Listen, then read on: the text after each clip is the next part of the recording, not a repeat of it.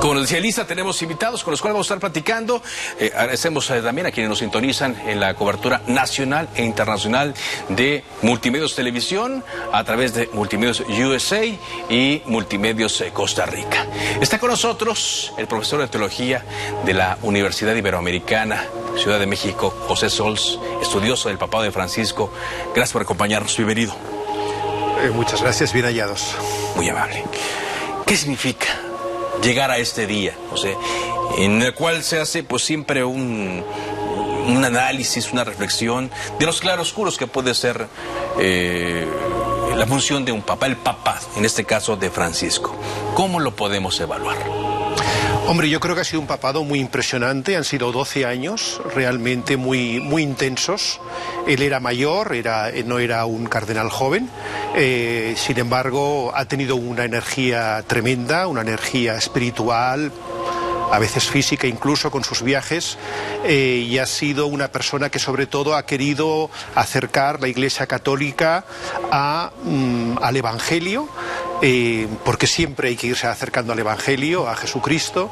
Ha querido acercarla a las otras iglesias, a las otras confesiones religiosas, a la humanidad en general. Ha sido un papa muy abierto, con una especial preocupación por los pobres, los marginados, los inmigrantes.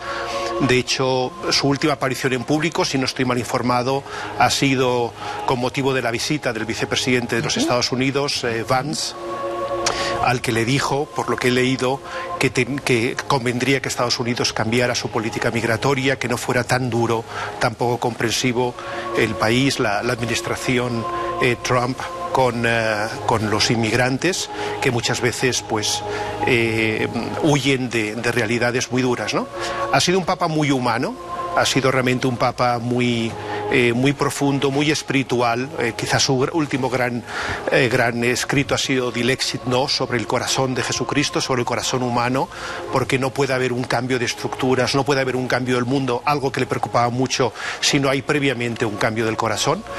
Y ha aportado mucho al tema de la ecología integral, no entendida solamente como la relación entre el ser humano y la naturaleza, sino todas las dimensiones, ¿no? La relación de cada uno con nosotros mismos, la relación de cada uno con los demás, la relación con la naturaleza y con la trascendencia, con Dios.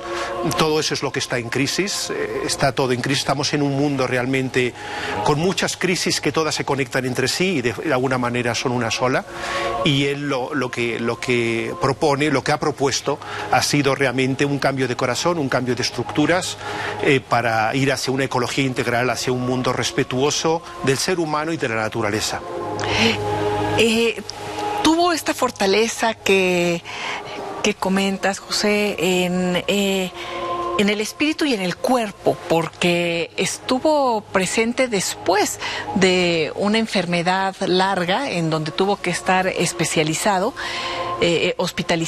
y con especialistas en asuntos en donde pues posiblemente muchos pensamos que partiría en aquel momento, ¿no? Y sin embargo, lo vimos nuevamente junto a la gente, lo vimos como siempre durante su papado, cercano a la gente más necesitada, pero también a los grandes líderes. Estuvo el día de ayer con J.D. Vance, como lo comentas, y además pudo dar este mensaje tan importante para el mundo católico como es el mensaje del domingo de resurrección. Llega de manera dolorosa, suave, su partida. ¿Cómo lo viven? Bueno, ¿cómo lo vive el mundo católico? Bueno, es un día de luto, sin duda, es un día muy triste, se nos ha ido un gran papa, y al mismo tiempo es un día de dar gracias por haberlo tenido. Y bueno, pues se ha ido el lunes de Pascua, cuando todavía estábamos celebrando la resurrección del Señor, se ha ido. Aquí en México aún era domingo de Pascua, sí, por media horita. Entonces, bueno, pues una fecha muy señalada, y es verdad que hace 2 meses pensábamos que se nos iba, estuvo muy grave, al borde de la muerte. Bueno, hubo programas dedicados a ellos, Video Televisión dedicó algún programa a ello. Bueno, finalmente se recuperó y ya se veía que no se iba a recuperar del todo, eso ya era muy claro, que había quedado ya muy afectado, pero él pues ha querido hasta el último momento estar en activo, y pues el hilo de voz que le quedaba, pues eso lo ha aprovechado para enviar mensajes humanitarios por doquier, por todas partes, hacer presencia en la Plaza de San Pedro, hablando con los niños. Bueno, yo creo que ha querido apurar al máximo. Él era, me parece que muy consciente del estado en el que estaba y de que estaba ya en la recta final de su vida, y sin embargo ha querido apurar hasta el final, y bueno, pues nos ha dejado muchas tareas por realizar, la verdad. Y en las tareas teóricas que hay que llevar a la práctica, ¿cuáles son los puntos clave que dejó el Papa Francisco? Yo diría, como Papa de la Iglesia Católica, que la Iglesia tiene que salir afuera, que tiene que dejar de estar encerrada en las sacristías, en centros muy seguros, en grupos muy seguros, donde todos estamos de acuerdo. Hay que salir afuera. De entrada, dentro de la misma Iglesia Católica, hemos de salir afuera, unos y otros, de diferentes corrientes, ideologías, tendencias. Hemos de saber dialogar, los, entre comillas, conservadores con los, entre comillas, progresistas.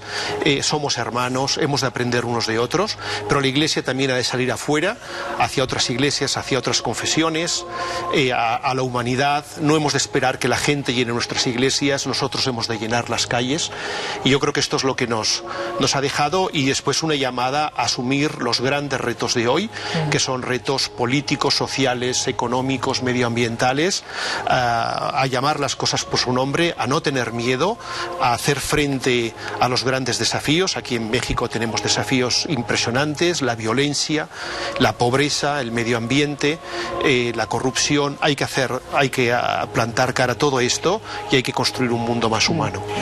Cuando llega Jorge Mario Bergoglio, el Papa Francisco, hace 12 años a la Iglesia Católica, pues veníamos de un escándalo, ¿no? De una crisis muy severa, de la forma en la cual la dejó Benedicto XVI, la Iglesia Católica, cómo decide dejar el papado. Los retos ahí estaban. 12 años después, una institución milenaria como la Iglesia, ¿es mejor que como la recibió Francisco? Yo creo que sí. Por un lado, han salido escándalos, como muy bien ha dicho, y por tanto eso da la impresión de que está peor. Es normal, o sea, cuando uno está enfermo, el momento en el que empiezas a ver que está enfermo, pues bueno, claro, se asusta, tengo esto, tengo aquello. Bueno, eso ya lo tenía antes de saberlo yo, pero claro, el momento en que lo sabes, pues te asustas, ¿no? Entonces, en ese sentido, puede dar un poco la impresión de que hemos ido a peor. Fíjate, se ha sabido esto, se ha sabido lo otro. Bueno, la buena noticia es que se ha sabido, porque antes eso estaba ahí, pero no se sabía, ¿no? Yo creo que hemos mejorado, y yo creo que también habíamos mejorado mucho con Benedicto XVI, o sea, no creo que sea un romper con lo anterior. Creo que ha habido también mucho trabajo de continuidad, pero yo creo que han sido 12 años en que se ha mejorado mucho en transparencia, en claridad, en el tema del, por ejemplo, el escándalo pues de la pederastia, por ejemplo, ¿no? Que ha sido de las cosas más fuertes que ha habido en la Iglesia. Que la ha perjudicado más, ¿no? Sí, muchísimo, enormemente, ¿no? Pues yo creo que ha sido muy valiente, ya lo fue como Papa Benedicto XVI. No lo había sido tanto como cardenal, pero lo fue como Papa, y lo ha sido claramente como Papa Francisco, de decir, de esto hay que hablar, esto hay que sacarlo a la luz, esto hay que saberlo abordar con justicia, con contundencia, con caridad también, pero hay que abordarlo, y yo creo que ahí ha habido un trabajo muy, muy importante que ha hecho. Yo creo que hoy la Iglesia es mejor, aunque a veces los signos dan la impresión de que no, oye, que hay menos gente que va a la Iglesia, oye, que hay más tal, pero yo creo que en conjunto hemos mejorado, y ha sido un viaje al Evangelio de Jesús. Eso no es fácil, y luego no olvidemos que Jesús, lo hemos visto en estos días de Semana Santa, bueno, murió crucificado, murió solo, casi solo ahí en la cruz, casi solo. Bueno, pues cuando uno se acerca a Jesús, esto puede ocurrir, ¿no? Claro. Entonces, en ese sentido, una cierta soledad sentimos a veces los cristianos en este mundo, y la Iglesia Católica en particular, sí, sin duda. Cuando comentabas los conservadores, entre comillas, o los liberales, ¿no? Es parte de las preguntas que están en el aire porque el Papa Francisco, además teniendo una formación jesuita, tenía un acercamiento muy estrecho con los más necesitados, pero en la historia de la Iglesia Católica no siempre fue así, y aquí en nuestro país, por ejemplo, el gran escándalo de pederastia precisamente se da con el fundador de la Legión de Cristo, de los Legionarios de Cristo, que al parecer estaban en otra dinámica muy distinta a la que el Papa Francisco nos llevó ahora en su papado, ¿no? Y un poco Benedicto XVI también, que conoció de primera mano y estuvo revisando el expediente del padre Marcial Maciel, y que después toma la decisión ya como Papa de renunciar y que llegue el Papa Francisco.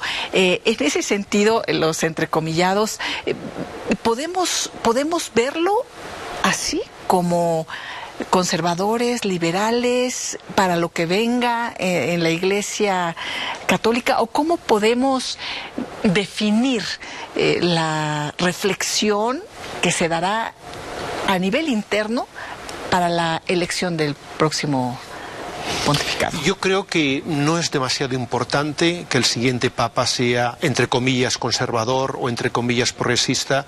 Lo que es importante es que sea un buen papa, que sea una buena persona, que sea un hombre de corazón, un hombre sensible, y sinceramente a muchos nos da igual que sea conservador o progresista. Lo importante es que sea...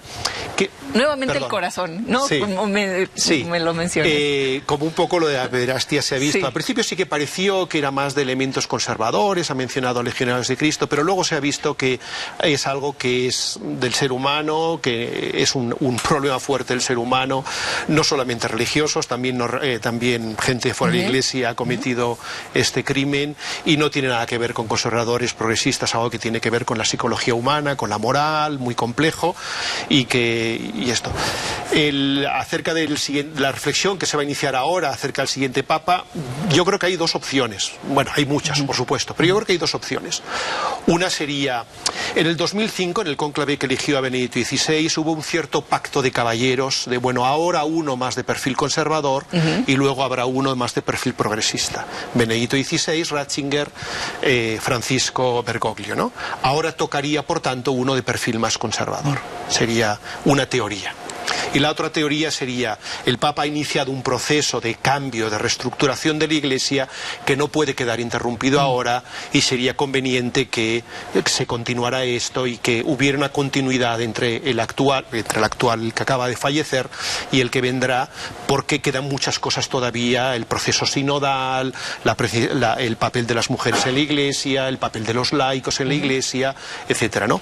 Y yo creo que ambas cosas tienen sentido, me parece a mí. Sí. Ambas cosas tienen sentido. Pero vuelvo a decir lo primero: lo más importante no es que tenga una etiqueta o la otra, sino que sea un buen papa, buena persona. Una buena persona, un buen obispo de Roma, un buen líder de la Iglesia Católica, abierto al mundo. Eso es lo importante. Abierto al mundo y a los tiempos actuales. Y a los tiempos, ¿no? Exacto. Muchas gracias por acompañarnos en el estudio estar con ustedes. En esta cobertura especial. Muy amable. Y seguimos platicando, si le parece, en los siguientes días, conforme vayamos teniendo luz de lo que va a ir pasando. Muy amable. Un placer.